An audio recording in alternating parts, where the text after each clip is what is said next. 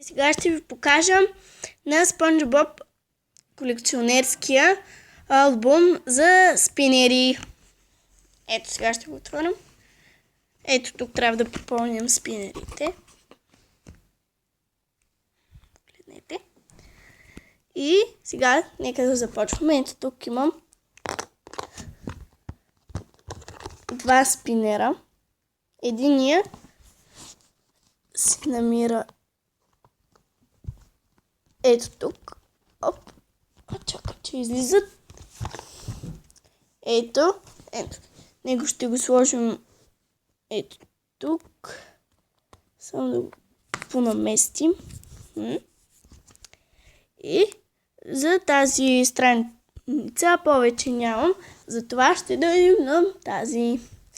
Ето тук имам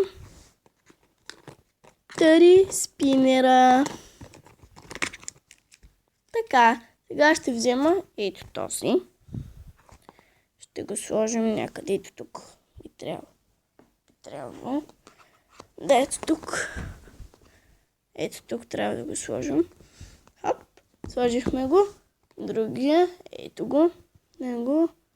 Тук някъде трябва да го сложим. Ето тук. А ето този. Ето тук. Така. След това трябва да дойдем. Ето тук. Нека да отгърнем. И сега трябва да ги направим.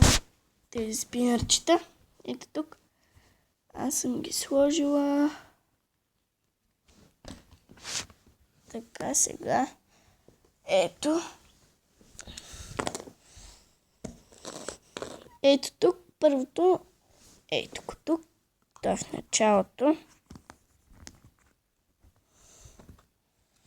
Ето. И това. Ето тук трябва да сложим. Оп. След това. Ето. Това.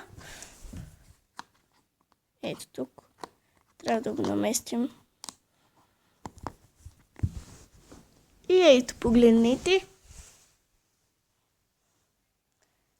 Това. Тук сложихме 3. Тук сложихме 2.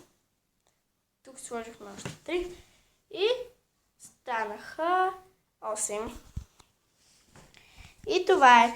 На следващото клипче ще ви покажа списанието на Спанч Боб, което върви с колекционерския албум. Чао ти!